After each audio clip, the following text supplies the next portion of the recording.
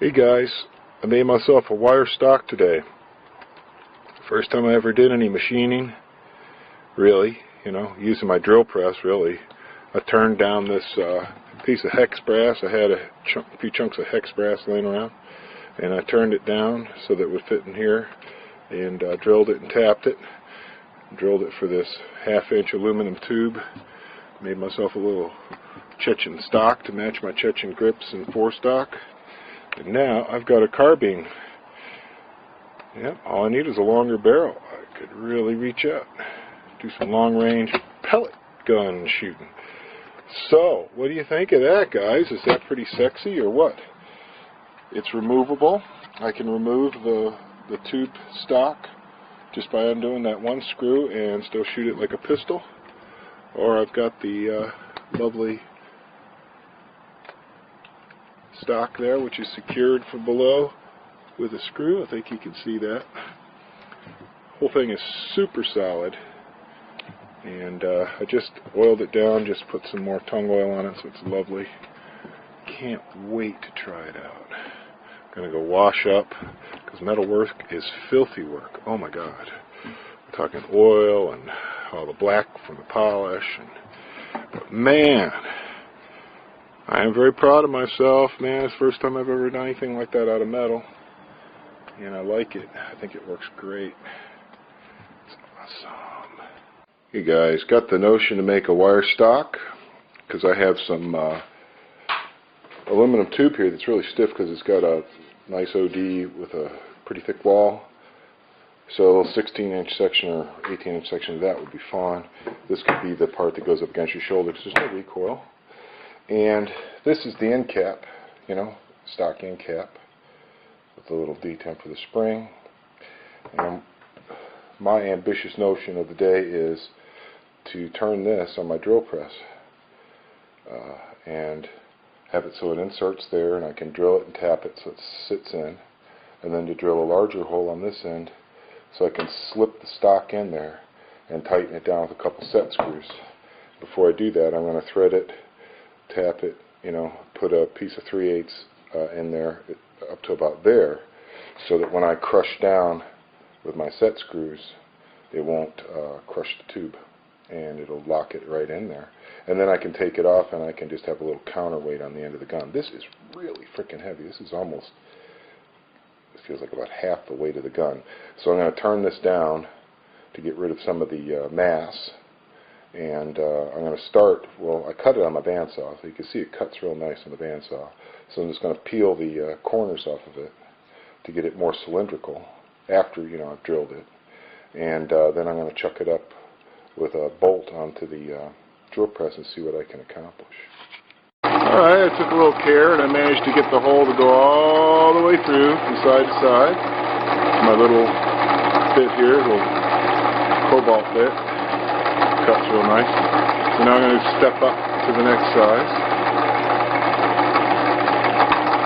This is a piece of metric all-thread rod I have, and this cap is milled so that there's almost like a little cone shape in the detent.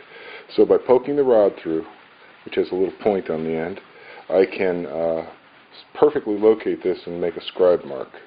And then I'm going to run the bandsaw and try and get rid of most of that material. And you can see my little circular scribe mark, which is going to guide me. Now what I'm going to do is I'm going to scribe off 3/8 of an inch for a shoulder here. Could go just a little bit more, actually. Maybe I'll go just a little bit more, give it a little bit more into the barrel. It's not going to hurt anything. There's nothing in there to conflict it. And see how that works for me. So to take some of the human error out of the situation, I've set up some stop blocks. This will limit the travel of my 90-degree deal here. So keep it exactly the same place for each cut. And all I'm going to do is come in about just a little less than 3/16 on each one of these 6 edges. Then I'm going to turn it around and do my best to nip them off this way, which is going to be a lot harder. So really the best I can do for this is to set a fence and then just watch the blade really close and try not to cut into my shoulder at all. Alright, so here's my rudimentary turning deal. I got this baby locked down in here. Got a little detent in it, not very deep. Got the pointy part of the all-thread rod, registered in that. And sorry about my crummy camera, lens is shot. But yeah, basically, you flip it on, and I'm getting a pretty true spin. And as far as side to side goes, not too bad. Not too bad. So we'll just see how that works, and I'm going to touch this with the file.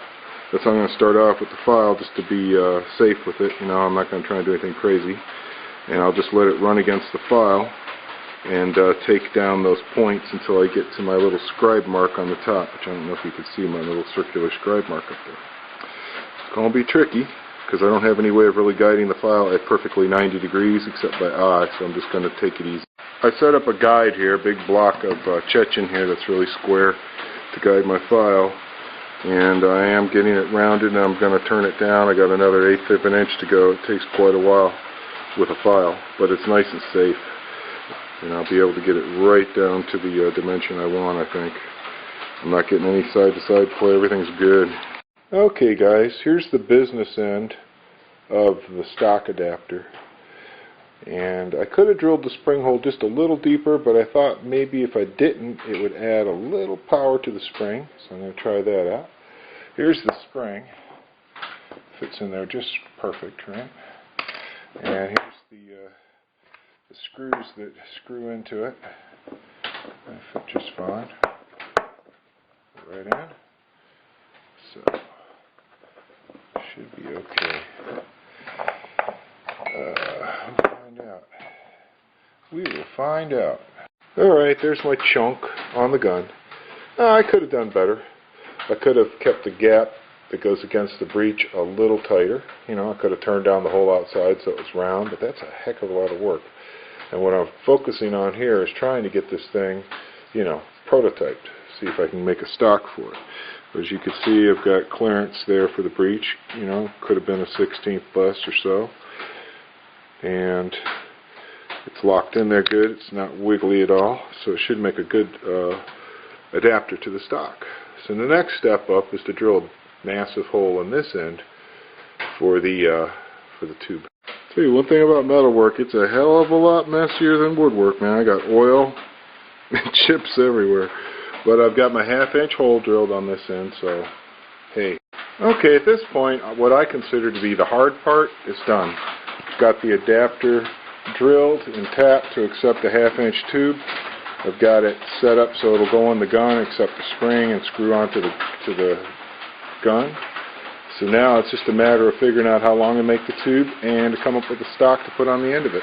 Well, like I said, metalwork is filthy work, but the results are kind of satisfying. This is a pretty heavy chunk now. If this was made of aluminum, it'd probably be a lot better off, but it is what it is. It's what I had around. It's what I had to use. So now I can attach this to the gun, and I can attach this tube to that, and start working on a stock. Hey man, everybody loves sparks, right?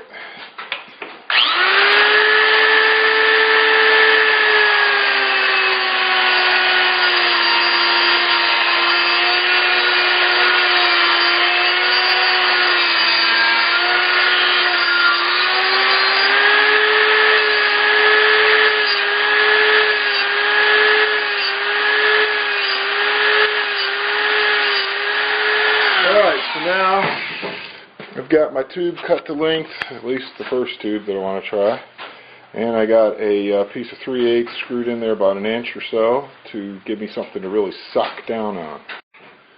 So I've got the tube cut, obviously. I've got the brass part made. Now I've got to make a little stock. Now I have no idea how well this is really going to work for me, so we're just going to try it. Alright guys, so project completed. I just need to sand and polish the aluminum tube and sand and oil up the little stock part. It fits me perfectly. I love it. Fits me just right.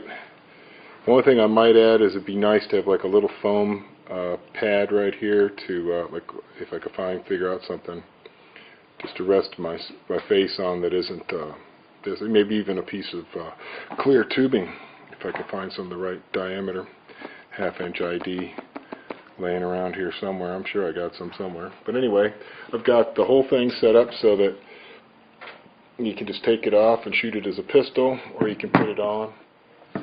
I've got the stock secured with a screw that's tapped into the aluminum.